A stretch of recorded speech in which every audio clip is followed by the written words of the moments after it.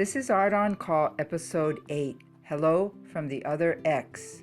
I'm interviewing my beloved mentor and one of the most inspirational people on earth, Dr. Shay Bintliff. Doc Shay and I met decades ago on the soccer field, even before I went to medical school. And everything that I have done in my career, Doc Shay has done it first. Here she is at age 80, still working. Aloha, Doc. Aloha, all is good.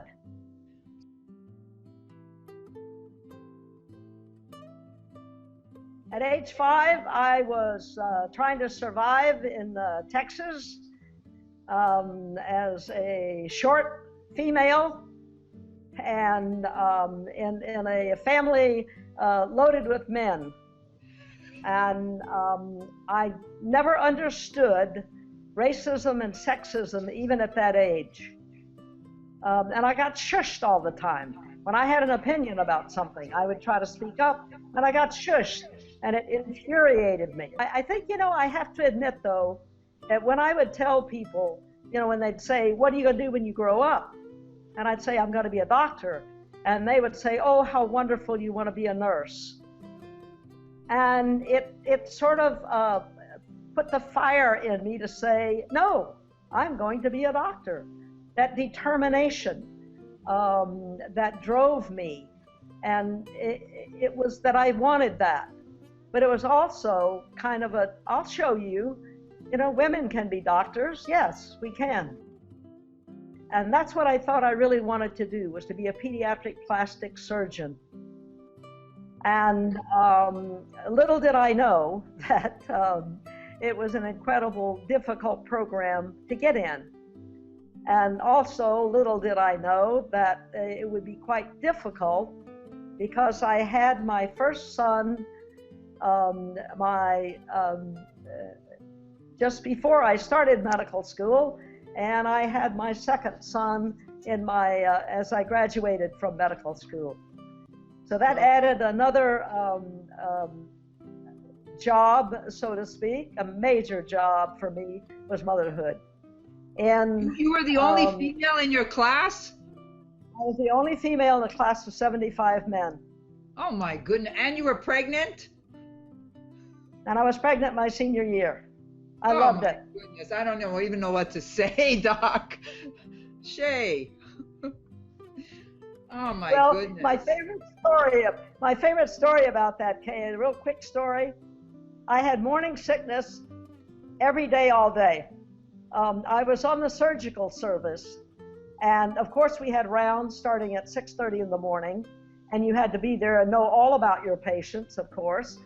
So I was late getting to rounds, and it was Dr. Harkins, the head of surgery, who was making rounds that morning.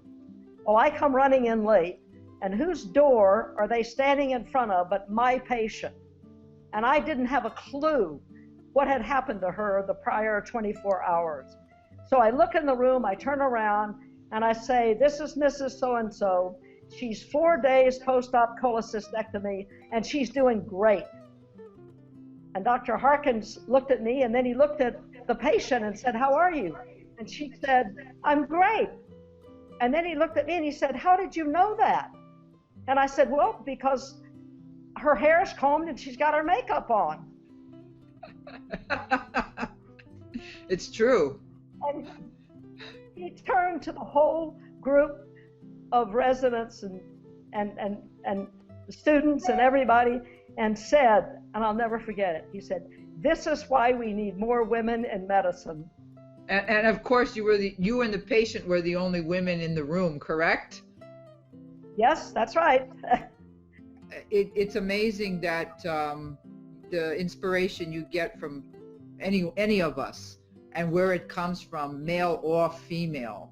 But I can just tell you that looking at you from my vantage point, I've always trying to catch you, and you've always been something that has inspired me in everything. What you went through as a first woman, what you did through motherhood. Then you changed your life. You came out as gay. You change your specialty. I don't know what kind of how kind of courage that took to give up pediatrics and then go into emergency medicine and do a whole new residency. I learned I owe so much to that career from the parents and the children, that I learned about courage and fortitude and just life. Well, you certainly passed it on to me, and I certainly and this broadcast is aimed at the women that write to me and the women that will see it, and the men, in terms of what we will do with what they will do with their medical careers or their art careers. Well, hey, I've really known that I had that I was gay since I was 5 or 6 years old. I had a crush on every cute teacher I had. I had a crush on one of my mother's best friends. I had a crush on the girls at camp. But it was another one of those, my family, my mother especially, impressed upon me. If you expect to get into medical school and go on to be a doctor, you have to look and act as the same as everybody else. You cannot be different. So I put that on the shelf. I put it aside, and I just said to myself, well, we'll see. And then what I realized after getting married, for all the wrong reasons, I realized that I was living an incongruent life, and it is so unhealthy. Oh, I think, my sons were in their middle teens. Okay, so by the time I met you, you were out? Yes, but not, way out. But I was very open. Yeah. I was very open. And I love the memory I have when I came out to my 2 sons. Yeah. My oldest son said, "Oh, Mom, it's just another way you're different."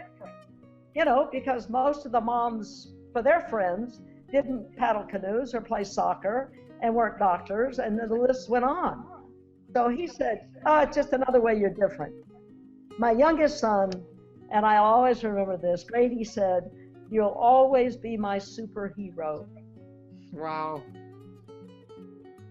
In neurosurgery, many of the fields that the gay women have been there first, and I just wanted to take this moment to thank my gay sisters for breaking down those doors fast and furious and first, and allowing the other women to come through. And we make house calls to all the fancy resorts along the Kohala coast. I see. And it's such an appreciated service. People are here on vacation. They're not sick enough to go to the ER. They don't want to leave the hotel. And if they can drop over $1,000 a night at Mauna Kea, they don't sneeze at what we charge. Well, Shay, I'll be sending you my CV for a position in the resort docs very soon.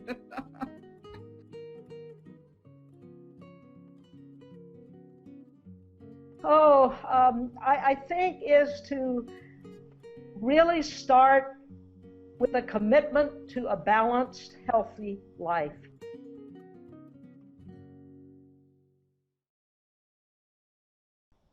The title of this poem is My Gift to Me.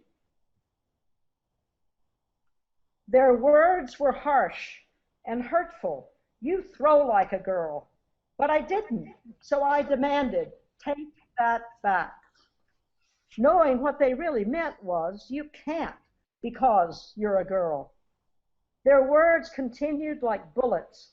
"You're weak, you're going nowhere." And again I demanded, "Take that back." Knowing I would show them, and they would someday choke on those words. I will, because I am a girl. I said with vigor. I'm strong, and yes, I'm proud to be a girl. Demanding that they hear my words was my gift to me. I'm now in your face. I am now a doctor and a feminist. Please, come celebrate my gift to me. I love that. Well, if it's any solace, they told me I hold the cranial drill like a girl. And it hasn't. And you know what? That's a compliment. I have a woman's Yes. I have a woman's touch.